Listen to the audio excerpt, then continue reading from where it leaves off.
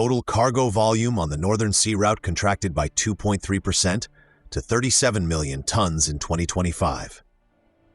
Western sanctions interdicted the delivery of liquefaction equipment and high ice class carriers to Novatek's Yamal and Arctic LNG-2 facilities. This technological blockade forced a 2.7% drop in liquefied natural gas shipments, stalling the route's primary economic engine. Without access to foreign shipyards and power generation components, the corridor relies entirely on an aging fleet of domestic nuclear icebreakers. The passage is devolving from a global transit alternative into a localized, state-subsidized extraction channel. You are watching Macro Frontier. Macro Frontier. Aggregate cargo volumes on the Northern Sea route fell by 2.3% to 37 million tons in 2025. According to the Center for High North Logistics, this marks a severe deficit against the Russian state target of 80 million tons. Western sanctions blocked the delivery of vital liquefaction equipment to Novatek's Arctic LNG-2 project. Only one of the facility's 2 liquefaction strings operates. Shipments of liquefied natural gas dropped by 2.7% as a direct result. Crude oil extraction from Gazprom Neft's Novoportovskoye field entered geological decline. Bulk cargo shipments collapsed by over 60%. Coal shipments through the port of Murmansk fell 29%. A severe equipment shortage became visible in December 2025 when an LNG tanker failed to reach the terminal despite an escort from 2 nuclear icebreakers. Hydrocarbons still account for over 83% of total route cargo. The extraction-dependent corridor relies entirely on global energy markets. Capital expansion projects face indefinite delays. Rosneft's $100 billion Vostok oil pipeline was less than half complete by the end of 2024. The primary operator, RN Vancor, operates under strict United States sanctions. Transit shipping between Europe and Asia recorded exactly 103 voyages moving 3.2 million tons of cargo in 2025. The summer-autumn navigation window lasted from June 30th to November 17th. Tankers completed 34 passages. 18 large tankers exceeding 70,000 deadweight tons moved 1.9 million tons of crude oil eastbound to Chinese refineries. Westbound tanker transits ran almost entirely empty to reposition for export runs. Bulk carriers completed 23 voyages. Eastbound bulk voyages carried 700,000 tons of cargo to China. 16 westbound bulk voyages were empty repositioning runs from China and South Korea. Container ships made 15 voyages. Deadweight tonnage for containers increased 39% from 2024. Chinese logistics operators drove this increase by testing the route for manufactured goods. Fishing and refrigerated vessels showed a 278% growth in tonnage. A premature freeze in the East Siberian Sea contracted the open water window to just 2 weeks between late September and early October. Extreme temporal variance disrupts rigid global supply chains. Commercial vessels cannot maintain 15 knots service speeds. Heavy ice conditions restrict ships to 12 knots. The geometric distance between Rotterdam and Yokohama is 13,700 kilometers via the Northern Sea route.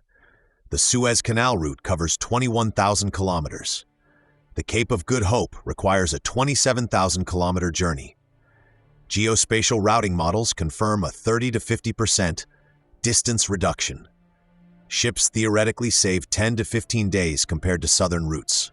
Physical conditions erase this mathematical advantage. Multi-year pack ice and glacial fragments force slower steaming. Deep ocean container ships operate at 15 to 20 knots. Arctic conditions cap speeds at 10 to 14 knots. Vessels must construct hulls with thicker maritime steel for ice resistance. Heavy structural reinforcement reduces the total cargo capacity of the hull. Ship owners pay high icebreaker assistance fees to the Russian state operator Rosatomflot. In 2010, the MV Nordic Barents saved $550,000 in fuel compared to the Cape of Good Hope. Lower global bunker fuel prices erase this financial margin rapidly. The route lacks hub-and-spoke transshipment infrastructure. The desolate Arctic coastline prevents continuous cargo loading and unloading, limiting the route to direct delivery. The port of Sabeta in the Kara Sea requires 4.8 million cubic meters of seabed dredging. Russia initiated these massive engineering projects to support deep draft gas carriers. The hydrographic enterprise oversees this sediment removal. The Ob Bay Maritime Channel plans 19 million cubic meters of dredging. The Utreni terminal on the Gaidan Peninsula requires 5.4 million cubic meters to support the sanctioned LNG projects. The port of Arkhangelsk serves as the western terminus for Chinese trade. Arkhangelsk is executing a $2.5 billion expansion funded by Chinese investment. The project creates a deep water area for high ice-class container ships. The Belarusian Transport Ministry integrates this hub into Eastern European rail networks. This route bypasses traditional Baltic Sea terminals entirely. The International Maritime Organization banned heavy fuel oil in Arctic waters starting July 2024. Double-hull fuel tank designs receive exemptions until July 2029. Sovereign nations can issue temporary waivers to domestic ships until 2026. The International Council on Clean Transportation reports these exemptions allow 74% of the current fleet to burn toxic residuals. The active global icebreaking fleet contains 179 vessels. Russia operates 85 of these ships. Russia controls the only fleet of nuclear-powered icebreakers on Earth. In late 2025, a severe freeze struck the Arctic 2 weeks early. Russia deployed its entire fleet of 8 active nuclear icebreakers simultaneously. 4 Project 22-220 Arctica-class ships generate 60 megawatts of power. These dual-draft vessels adjust ballast to clear deep ocean ice and shallow river estuaries. They kept export channels open in the Gulf of Ob. Russia plans to add the Chukotka in 2026 and the Leningrad in 2028. The United States Coast Guard relies on 2 ships. The USCGC Polar Star was commissioned in 1976 and clears channels in Antarctica. The USCGC Healy handles research but cannot break deep winter pack ice. The United States, Canada, and Finland signed the Ice Pact in July 2024. The agreement aims to build 90 advanced icebreakers. Shipbuilding requires decades of lead time. Western nations lack the surface assets to enforce basic navigation rights in the high north. The United Nations Convention on the Law of the Sea governs 5,600 kilometers of Arctic waterways. Article 234 grants coastal states the right to enforce shipping regulations in ice-covered areas. Russia categorizes the Vilkitsky and Shokolsky Straits as internal historical waters. Foreign vessels must submit advance notification and pay mandatory icebreaker fees. The United States categorizes the corridor as an international strait subject to free transit. Climate change accelerates ice melt at 4 times the global average. Expanding open water windows undermine the legal basis of Article 234. The Lloyd's Joint Hull Committee classifies the region as Area 1. Severe isolation increases the cost of salvage and emergency towage. Shipowners must present winterization plans and prove compliance with polar-class structural rules.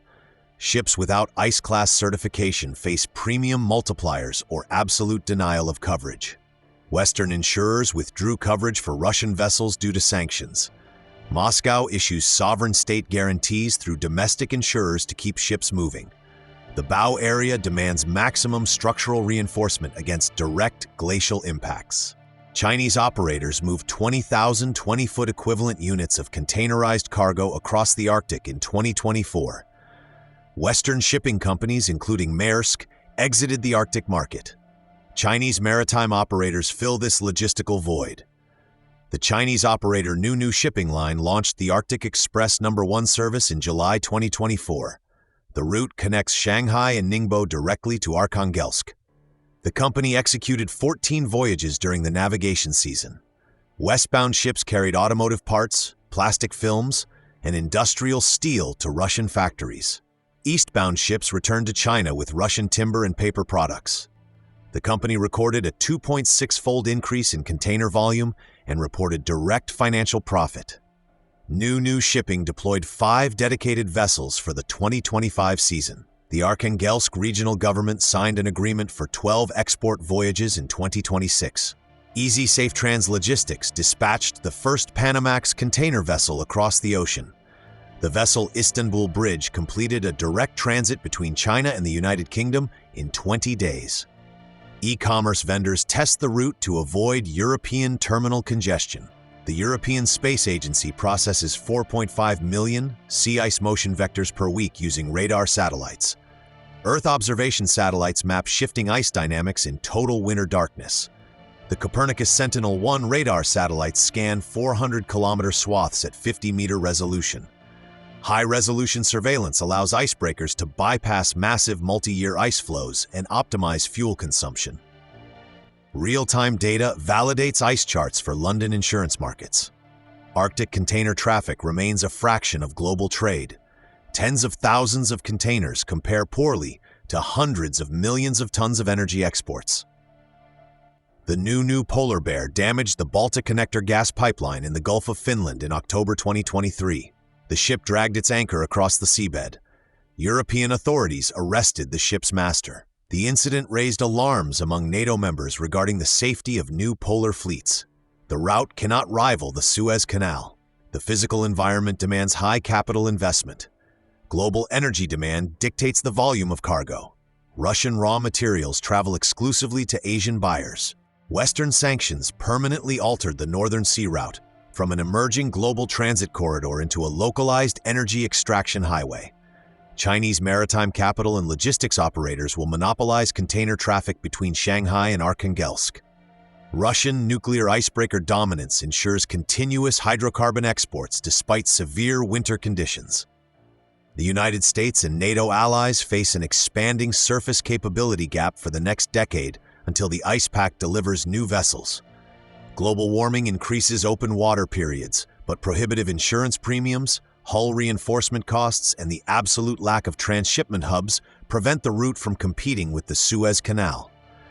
The Arctic remains a point-to-point supply chain dictated by state subsidies. This analysis was produced by Macro Frontier. Subscribe for structural macroeconomic intelligence.